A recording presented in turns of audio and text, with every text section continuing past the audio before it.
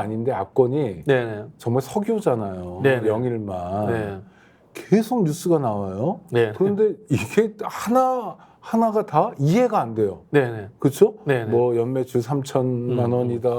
뭐 런던에 지사를 냈는데 런던에 지사라고 얘기하는데 비행기 타고 1시간 20분 거리다. 네네. 뭐 영업정지 4년 동안 당했다 등등.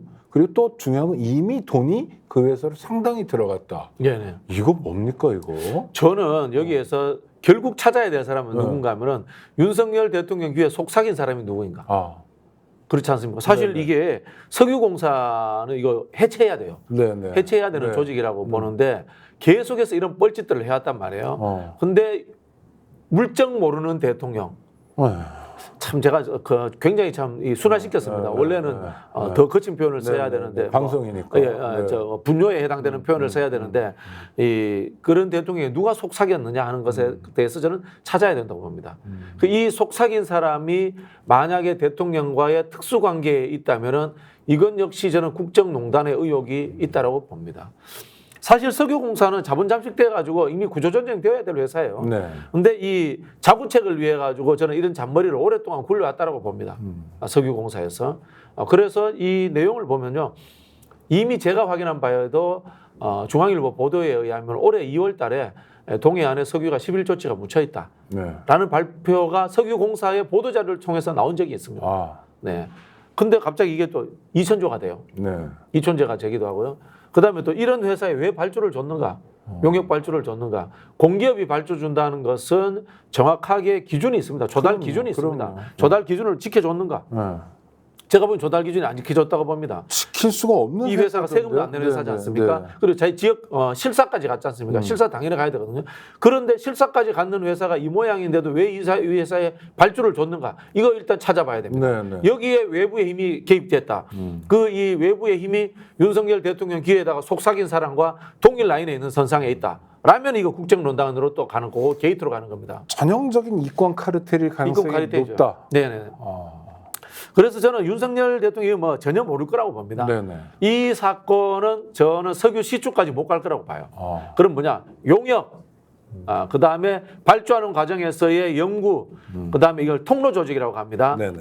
검증위원회 만들고, 그 다음에 공무원들 파견하고, 외부의 전문가들 만들어가지고 위원회 구성해서 검토하는 과정들, 이건 이제 통로 조직이라고 하는데, 네. 통로 조직의 돈이 몇백억 들어갑니다. 저는 이 용역과 통로 조직, 그리고 좀 더 간다면은 설비 이제 첨단 설비를 뭐 구입하자거나, 요 과정에서의 돈 빼먹으려고 하는 기획이 작동했을 것이라고 의심합니다. 시추까지 가지도 못하고. 일단 자체 탐사에 지난해에만 450억 원 썼다 뭐 이런 얘기가 이 자체 나오니까. 탐사라는 것이 네. 시추하는 상황까지 가는 것을 말하는 것이 아니죠. 아니거든요. 이제 그 탐사. 초음파를 쏜다거나 네. 뭐 하는 이런 뭐 과정들까지거든요. 요 정도 돈을 빼먹으려고 하는 구상이었을 것이다라고 저는 의심을 합니다. 시추까지 가는 수준은 안 되는 게, 시추가 가려면은 정부 돈과 보통 민간 석유 자본들이 같이 투자를 해서 들어가게 됩니다. 근데 석유공사가 네. 그렇게 일탈을 해요. 네네. 그거를 정부에서 방치하고 있는 것도 문제인데 네네. 더 큰 문제는 석유공사의 일탈이 대통령께까지 연결이 되고 네네. 그런 거 하지 말라고 정부 부처가 있고 네네. 그런 거 하지 말라고 대통령실이 참모 보좌 기능을 수행하는 거 아닙니까? 네네. 근데 취임일에 최초의 브리핑을 이걸로 하는 대통령. 이건 뭡니까? 이게 붕괴입니까? 다? 붕괴죠. 산자부 패싱이잖아요. 네. 산자부 패싱된 거 아닙니까? 근데 그러니까 지금 부처는 그냥 넘어가 버리고. 근데 현재 석유공사의 사장이라든가 또는 상임감사라든가 임원진들이 누가 들어와 있는지를 확인해 봐야 됩니다. 네. 임기가 끝나가는 공직자들일 수도 있고요. 대통령 측근이 감사라든가 또는 상임본부장이 와 있을 수도 있습니다. 이 사람들이 산자부를 패싱하고 대통령실로 바로 간 거다라고 저는 의심을 하고, 여기에는 이 사람들도 사실 잘 몰랐을 거라고 봅니다. 저는. 네. 몰랐을 거라고 보고, 국제적인 석유 브로커와 그다음에 석유공사 내부에 이 석유공사를 통해서 뭔가를 해먹을 결심을 한, 나쁜 결심을 한 사람들이 저는 결탁됐을 가능성이 있다라고 봅니다. 아니 그러니까 저는 거기까지도 좋다는 거예요. 그러니까 어떤 나쁜 세력들은 늘 있잖아요. 네네네. 뭐 쌍방울이 속옷 만드는 회사가 아니라 기업 사냥하고 이런 회사가 됐다며요. 이런 것처럼. 네네네. 거기에 뭐 어떤 선의가 있어요. 그래서 이제 보이는 대로 이용하고 활용하고 오로지 영리만을 목적으로 가는 거예요. 석유공사도 그렇다 치고. 네네. 그래서 설령 산자부를 패싱했다 하더라도 대통령실이라는 참모 조직의 벽 앞에서 네네. 그 벽을 타고 넘어갈 수는 없어야 되잖아요. 그래서 제가 말씀드린 게 대통령 귀에 속삭인 사람이 있다라고 이야기하는 거예요. 따로. 예를 들자면 이게 비서 이런 거 참모. 자, 그럴 경우 있습니다. 석유공사에 대통령과 절친한 사람, 네네네. 또 중앙고등학교 후배, 후배가 가서 이제 네. 대통령 귀에 속삭였다고 칩시다. 그러면은 대통령실에 산업부에서 파견 나와 있단 말입니다. 네네, 그렇죠. 최소한 뭐 비서관급이나 선임행정관급이 1, 2급이 파견 나와 있거든요. 네네. 그럼 그 사람에게 검증을 맡겨야 돼요. 그럼 산업부 통해서 다시 내려와서 확인해 보면 됩니다. 산업부 조직이요, 에너지 관련해서 엄청나게 비대합니다.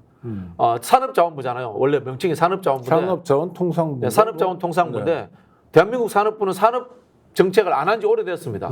왜? 대한민국이 산업 정책 없어도 대기업 중심으로 해서 이미 산업 정책이 자기들이 민간들이 알아서 잘 합니다. 그리고 기재부도 그거 안 합니다. 그래서 사실 대한민국 경제 관료들이 상당히 심각한 문제입니다. 재정 기획만 있고 산업 정책 기획이 없어요. 없어진 지 오래됐어요. 옛날에 우리 아시겠지만은 뭐 경제개발 경제기획원이 있었잖아요. 뭐, 네. 그게 박정희, 전두환, 노태우 시대까지 경제기획원 관료들에 의해 가지고 개발 독재라는 나쁜 방식이지만은 대한민국이 선진국까지 오는데 엄청난 역할을 한 거는 인정을 해줘야 됩니다. 경제기획이 없어진 지 오래됐어요, 대한민국. 경제기획 잘 안 합니다. 안 하고요. 오히려 이 에너지 기획은 굉장히 많이 합니다. 왜? 할 게 그것밖에 없고 거기에 집중되어 있습니다. 그러면 산업부에게 물어보면 역량이 있다는 거 아니에요? 역량이 있죠. 대한민국 에너지 정책 기획도 탁월합니다. 네. 탁월합니다. 이거는 우리가 보수 정부지만은 잘했다고 칭찬해야 될 게 이명박 정권. 이명박 정권 때 녹색 선장 들고 나왔잖아요. 그게 노무현 정부의 영속성상에 있었거든요. 신재생이라든가 그런 부분에서 잘 합니다. 그리고 또 이 석유 산업 관련해서도 우리나라 SK 정유가 가지고 있는 기술이 전 세계 뭐 최고입니다. 정유 기술 자체가. 그런 부분들도 있겠고, 그리고 실제로 우리나라의 아니 그 계속 드는 의문은 네. 그런 역량이 있는데도 불구하고 대통령이 이런 허무맹랑한 대국민 브리핑을 하게 되는 것 네. 속삭였다 쳐요. 네네네. 그리고 공용폰도 안 쓰고 네네네. 막 개인 폰 쓰고 그래요. 네, 네. 그래서 이 개인 폰을 러시아가 듣는지 미국이 듣는지 일본이 듣는지도 모르잖아요, 솔직히. 네. 이렇게 엉망진창이 될 때까지 대통령실은 뭐 하냐는 거예요. 두 가지라고 봅니다. 네. 첫 번째는 들어도 보고를 해도 대통령이 못 알아듣는다. 아이고.